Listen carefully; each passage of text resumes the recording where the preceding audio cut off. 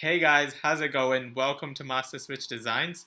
Today I'm going to be making a quick video about my Merch by Amazon product pricing strategies. So recently one of you guys commented on one of my videos asking me to explain my pricing strategies for Merch by Amazon. So that's exactly what I'm going to do here in my video. So this is going to be a really brief and straightforward video. So if you are having problems deciding on what to price your products at, watch this video till the very end because I'm going to be explaining exactly how I do it and what my reasons are for doing exactly that. But before we do get into any of that, if you are new to this channel, please hit that subscribe button and that bell icon right next to it to get all my updates for my future videos. So without wasting any more time, let's get right on with the video. So this pricing strategy that I'm going to be sharing with you guys today is obviously going to be different depending on what your goal is on Merch by Amazon. For a lot of you that are currently new to Merch by Amazon, your goal will be to move through those tier levels quickly, and that means that getting sales as much as you can. But if you are on a higher tier, so maybe tier 500 or maybe 1,000, your strategy might be a little different. You might want to start making a lot more money, and you can base your strategy on that. But today I'm going to be talking about the strategy that I use to move through the tiers really quickly, meaning to get a lot of sales, keeping the price range to a minimum, even while making some amount of money, not zero money. So we're going to start off really quickly with the standard t-shirts. I'm going to be explaining the prices in the US, but it works basically exactly the same for all other regions as well. So usually when I'm uploading a new t-shirt with a niche that I'm happy with, I usually set my pricing at $13.99, which gives me about 70 cents profit on a single sale.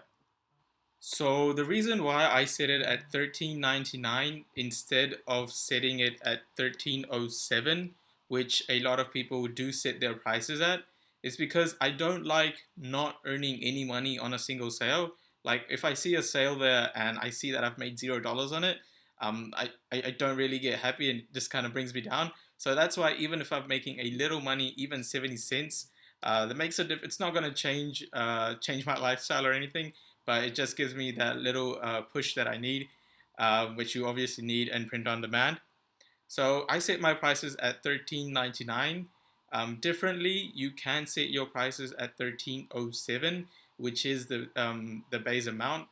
The only advantage that I see setting your price at $13.07 instead of $13.99 is that if somebody was to sort their search results by lowest price to highest price, your designs is likely to come up higher than the other designs. But having said that, a lot of people are setting their prices at 1307 as well.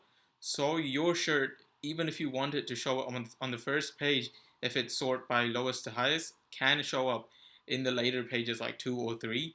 So instead of doing that, I like to set my prices at $13.99, earning 70 cents per sale. So as soon as I've made a sale, for example, I've made one sale that week, I'm happy with it. I don't increase the prices from $13.99. I leave it at that. And then as soon as I start getting one or two sales a month, or maybe in 2 or 3 weeks, I increase my price from $13.99 to $15 or $16.99, depending on how the other competitors are doing in that niche. Now I'm going to be showing you an example of how I go about looking at competitors in that same niche to compare my prices in just a second. But that is what I would do. I would increase the price to a competitor's rate, and once I've got a review on my product, I set my price to $19.99, and I just leave it at that. And usually, hopefully, if it's not a seasonal product, it should keep getting continuous sales at that price because it's reviewed. So similarly as a standard t-shirts, I would do the same thing with a premium t-shirts. I would bring the price down to the range of um, $0 to $1, which is I think $15.99. Yep. So if you set it at $15.99, you make 71 cents per sale, which is obviously not $0 per sale. It's about 70 cents. Um, so the strategy is basically that. Do the same thing for V-necks, which I think is 16. No, it's 15. 15.99 15.99 as my base price, making 61 cents per sale. So this is what I do when designing a new product which hasn't sold. Obviously, I base it at a price range which gives me about a profit of $0 to $1, having set it at 0.99 cents. So if it's 14.99, I earn 60 cents. If it's 15.99, I earn 60 cents. Exactly like that. I do that for all the products, every single product that you can see. It doesn't matter what product it is. So let's take this example over here, the Raglan t-shirt. I would want to maybe set it at 21. Nope, I think it's 19. Yep, so 19.99 is what I would set my price of a Raglan at. It's not zero, it's between $0 to $1. I'm happy with that royalty because it's just the first sale, and it's gonna be easier for me to get out of tier 10 or tier 25 really quickly. So now what I do once I've gotten one or two sales, I'd like to increase the price of my product. And for that, I look at what the competitors are doing. So recently I've been looking at a niche that I'd want to go in. So it was I Still Own You t-shirts. We'll just do a t-shirt for now as an example. So as you can see, this is a okay-ish niche. It has about 109 results in the novelty and more section for I Still Own You. You can see that it's pretty low BSRs, 300,000, 500,000. So it's a pretty good niche. If you want to design something on this niche for this week or maybe next week, it's good to go on with. So you can see the competitors price 1550, 1597, 1307, 1799. You can see the other sales are 13.99, 16.99, 13.50, 13.99. So you can see a lot of people have put their products at the price of 13.99, which is exactly what I would do to get my first sale.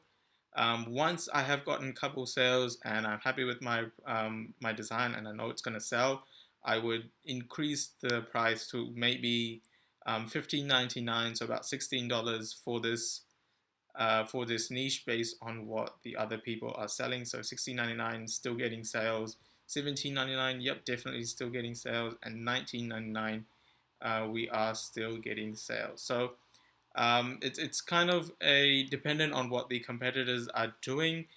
Based on that, I usually price my products. And once I've gotten enough sales on a specific product that I'm happy with, I usually change the price to about $19.99.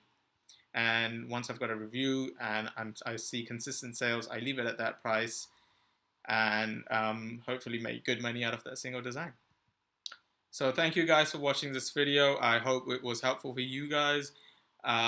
Use these strategies depending on what your need is, what your tier level is. Have a play with the prices and see what works best for you. If you did like this video, hit that like button. If you have any comments or suggestions, and if you have your own strategies that you'd like to share, leave them in the comment section below. If you have a video that you'd want me to work on, leave it in the comment section below as well.